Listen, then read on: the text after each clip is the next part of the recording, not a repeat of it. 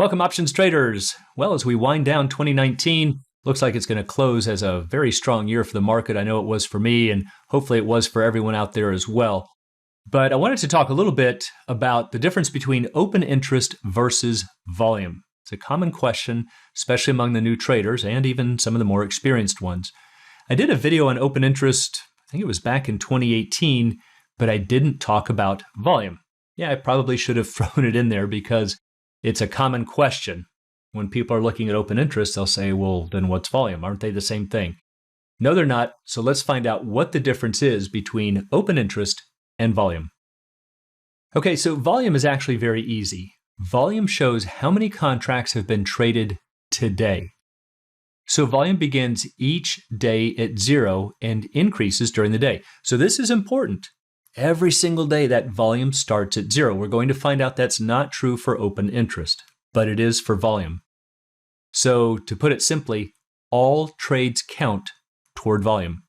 So keep this last bullet point in mind, and it's going to make things a lot easier as we go through the video. Now, open interest is where things start to get a little tricky. Open interest shows the amount of contracts that are currently open for delivery. That's why it's called open interest. You can think of it as the number of contracts out there floating around in the market. And you see, that's not true for the stock market. You might have a particular company that might have 1 billion shares out there, and it's that fixed number that gets traded between the buyers and sellers. See, that's not true for options. Only when we have an option buyer matched with a seller who are both opening, as you'll find out, that we actually get an increase to the open interest. So for open interest, it begins at 0 on the first day of trading. Not each and every day, but only on the first day. So let's say that the March contract is going to start trading tomorrow. Well, open interest is 0. Nobody's bought it, nobody's sold it. There are no contracts in existence until people start creating them.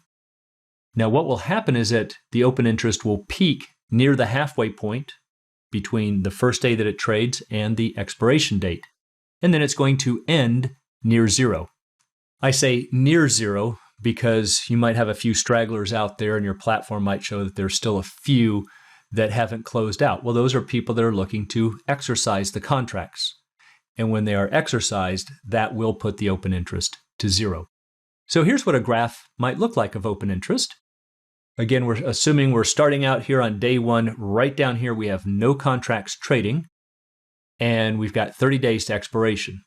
So as time goes on, you're going to find that it's going to peak at about the halfway level, and then you're going to see traders starting to unwind those positions. So the open interest, how does it work? Well, it's updated once each day by the OCC, that's the Options Clearing Corporation.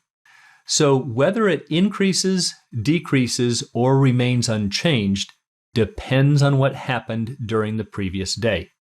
So let's say that today is Monday and we have a certain number of open interest. Maybe there's 1,000. But there's trading that goes on today. That open interest isn't going to change until Tuesday morning's opening bell. And then you're going to see all of those trades reflected on that opening bell. So that's what it means when I say it's updated once each day by the OCC.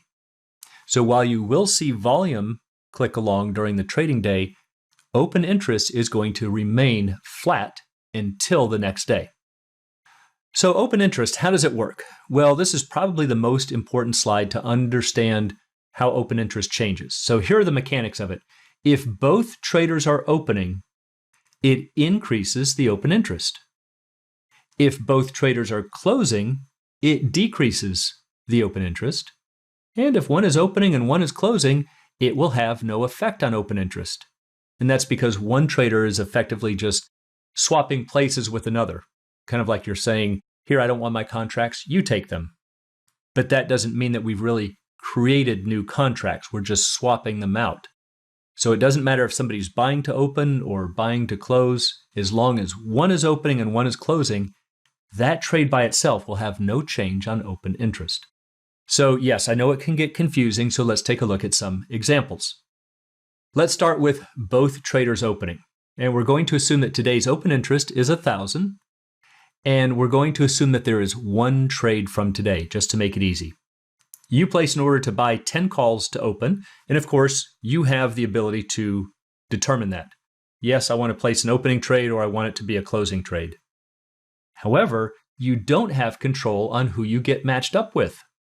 So let's say that the person you get matched up with happens to be selling 10 calls also to open. Now, we always have to have a buyer and a seller over here. That is always true. But we don't necessarily always have to have an opening trade matched with an opening trade. So in this example, we do.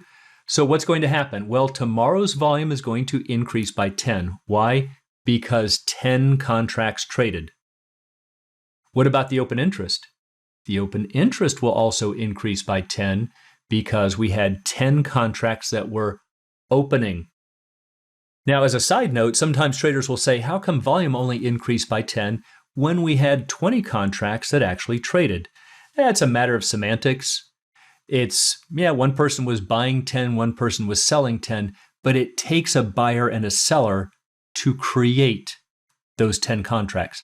So you can think of it as if you, let's say, sell your house. You were a seller, somebody else was a buyer, but you really shouldn't say that 2 houses got traded. And that's the way that the OCC looks at it here. So the volume would increase by 10. Why? Because volume always counts. But because both of these trades were opening, open interest will also increase by 10. Now let's take a look at an example where both traders are closing. Again, we're going to assume that the open interest starts today at 1,000, and you place an order to buy 10 calls to close. Or maybe it was to sell 10 calls to close. It doesn't matter. This is your trade. Somebody else in the open market gets matched with you. And because you're a buyer, obviously they must have been a seller. They must have also been for 10 contracts. But they also just happen to be closing. So again, yes, we need a buyer matched with a seller.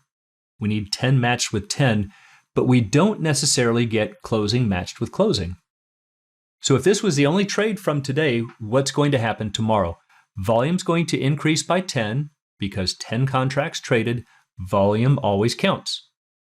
But the open interest is going to drop by 10 because 10 of these contracts are now out of existence. They've been shut down. So the open interest is going to fall from 1,000 down to 990. Now finally, what happens if one trader is opening and one is closing? Let's assume that we start open interest again at 1,000 and we have only one trade from today. You buy 10 calls to open. Somebody else gets matched with you who happens to be selling 10 calls to close. Again, buyer matched with a seller, but we don't always have open matched with close. But because we did in this instance, if this is the only trade from today, tomorrow's volume will increase by 10 because volume always counts. Trades always count.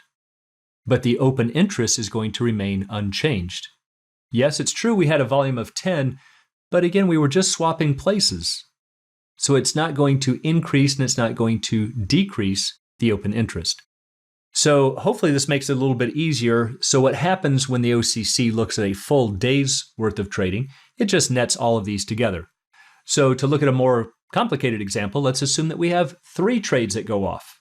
One in green, one in black, and one in red. The first trade is buying to open matched with selling to open 30 contracts. So that trade by itself, because both are opening, is going to have an increase of 30 to the open interest. The second trade in black, we have an opening matched with a closing. So yeah, even though the volume is 10, it has no effect on the open interest. And then finally down here in red, one was closing and the other trader was closing. So it's going to actually have a net effect of decreasing open interest by 20. So the OCC just goes through and tallies all of these trades. So if we had 3 trades from today, they're going to say you've got plus 30, plus 0, minus 20.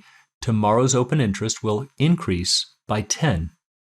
Okay, so the open interest increases by 10, but the volume increases by 60. Why? Take a look over here. We have 30 plus 10 plus 20. Remember, all trades count toward volume. So the next time you're looking at options quotes, for instance, here's some on Home Depot, take a look at these final columns, volume and open interest. So now when you see them, hopefully you understand what these numbers mean and where they come from, and more importantly, why they change. For those who'd like to learn more about the art and science of options trading, please check out the Alpha Trader course and strategy lab at optionsatoz.com. Also, please join us on the Facebook trading group Options A to Z, and you can find a link in the description below.